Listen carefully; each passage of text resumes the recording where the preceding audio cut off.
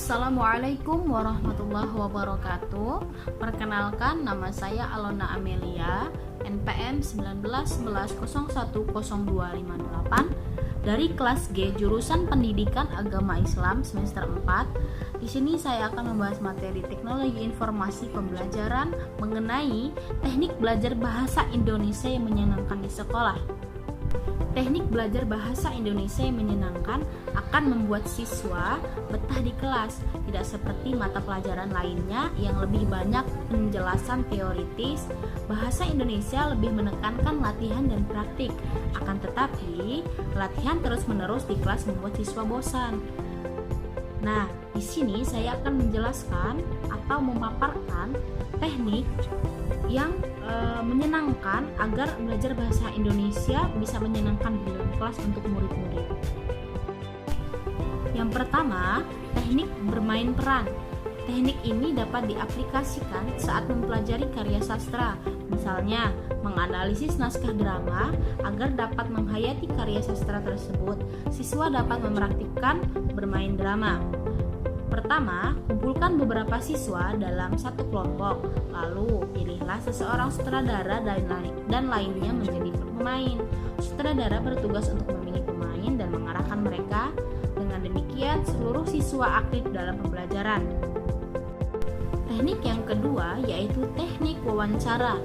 Teknik wawancara juga dapat diterapkan dalam pembelajaran bahasa Indonesia. Belajar bahasa Indonesia melibatkan berbagai jenis keterampilan. Salah satunya berbicara. Teknik wawancara sangat cocok untuk memperlancar keterampilan tersebut. Cara menerapkan teknik ini sangat mudah. Siswa diminta berpasangan, satu sebagai penanya dan lainnya penjawab, kemudian bergantian. Dengan teknik ini, siswa memahami teori wawancara dengan langsung mempraktikkannya. Lebih jauh lagi, siswa dapat mencoba praktik mewawancarai narasumber di luar sekolah, bahkan tokoh-tokoh penting di masyarakat. Hal tersebut bergantung jenjang pendidikan siswa. Yang ketiga, teknik penyelesaian masalah. Salah satu teknik belajar bahasa Indonesia yang menyenangkan adalah penyelesaian masalah. Nah, teknik ini sangat cocok diterapkan untuk melatih siswa berargumentasi yang baik. Jenis materi yang dapat diaplikasikan dengan teknik ini adalah menulis argumentasi. Misalnya, siswa diberi rekaman tentang suatu permasalahan, banjir dan bencana alam. Kemudian, siswa diminta untuk menulis karangan cara mencegah banjir. Teknik ini juga dapat dijadikan alternatif agar guru tidak selalu memberikan ceramah di kelas. Misalnya, siswa diberi teks pantun, kemudian siswa diberi soal untuk mengidentifikasi bagian-bagiannya. Siswa akan mengerti perbedaan sampiran dan isi pada pantun saat menemukan bagian-bagian tersebut. Menyenangkan bukan belajar bahasa Indonesia? Yang keempat, teknik permainan. Salah satu cara yang bisa dilakukan oleh seorang pengajar agar siswa tidak bosan di kelas adalah memberikan permainan. Permainan bisa juga digunakan sebagai salah satu teknik belajar bahasa Indonesia untuk menguji pemahaman siswa terhadap suatu materi.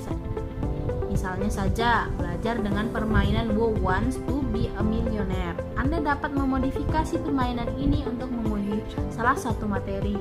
Siswa diminta untuk maju dan menyelesaikan soal ejaan misalnya. Soal tersebut ditampilkan di layar sehingga siswa lainnya bisa membaca.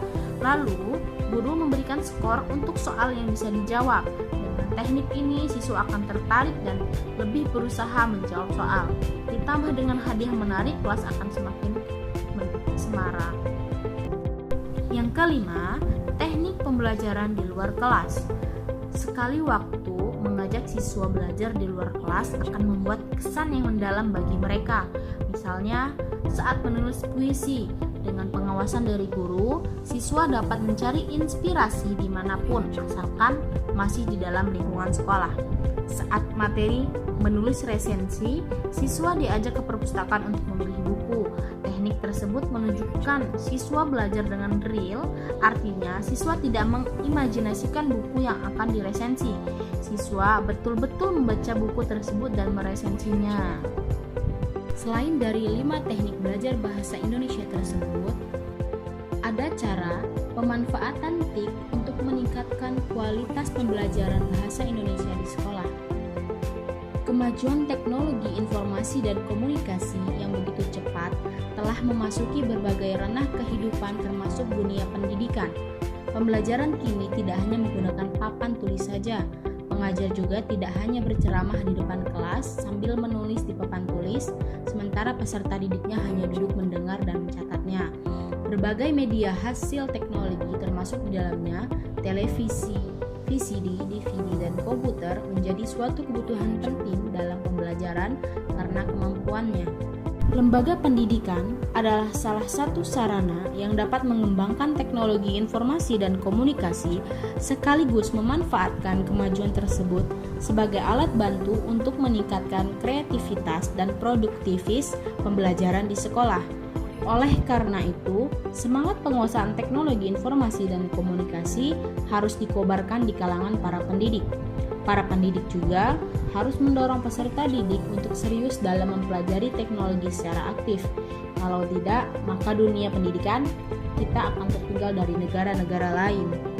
Salah satu model pembelajaran yang sesuai dan mampu mengikuti perkembangan ilmu pengetahuan dan teknologi adalah model e-learning. Menurut Hartoyo, e-learning adalah model pembelajaran yang memadukan potensi ilmu pengetahuan dan mengemasnya melalui sarana teknologi informasi dan komunikasi sehingga baik ilmu pengetahuan maupun teknologi yang digunakan akan terus berkembang dalam proses pemanfaatannya.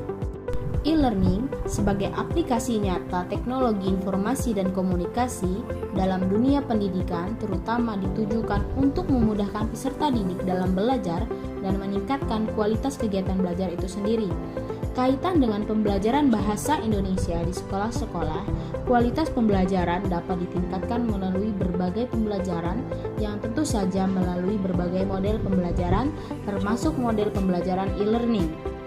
Sarana teknologi informasi dan komunikasi akan menjadi media dalam model pembelajaran e-learning. Dalam pembelajaran bahasa dapat memanfaatkan untuk meningkatkan kualitas pembelajaran bahasa dan pembelajaran sastra. E-learning untuk meningkatkan kualitas pembelajaran bahasa Indonesia. Seperti pembelajaran konvensional lainnya, kualitas interaksi guru dan siswa dalam pembelajaran bahasa Indonesia dilakukan secara langsung atau real time. Secara tidak sadar, pada pembelajaran bahasa Indonesia, proses interaksi tersebut dapat meningkatkan sekaligus keterampilan berbicara. Namun, pada kenyataannya, siswa dalam menyampaikan pendapat secara lisan mengalami kesulitan karena mereka merasa gugup, takut, dan malu. Tidak semua siswa mampu menyampaikan pendapat atau gagasannya secara langsung. Namun demikian, penggunaan sarana e-learning dalam dunia pendidikan, terutama dalam pembelajaran, bukan tanpa kendala dan hambatan. Berikut adalah beberapa hambatan dan kendala yang sering dihadapi oleh para pelaku dunia pendidikan. Yang pertama, tidak mempunyai sarana prasarana yang memadai. Yang kedua, sedikitnya tenaga ahli di bidang teknologi. Yang ketiga, padatnya kurikulum yang harus diemban. Yang keempat, banyaknya situs yang membahayakan moral. Dan yang kelima, minimnya stimulus pemanfaatan teknologi. Demikian materi yang bisa saya sampaikan mengenai 5 teknik yang menyenangkan dalam mengajar bahasa Indonesia dan pemanfaatan TIK dalam meningkatkan kualitas pembelajaran bahasa Indonesia di sekolah. Sekian, wassalamualaikum warahmatullahi wabarakatuh.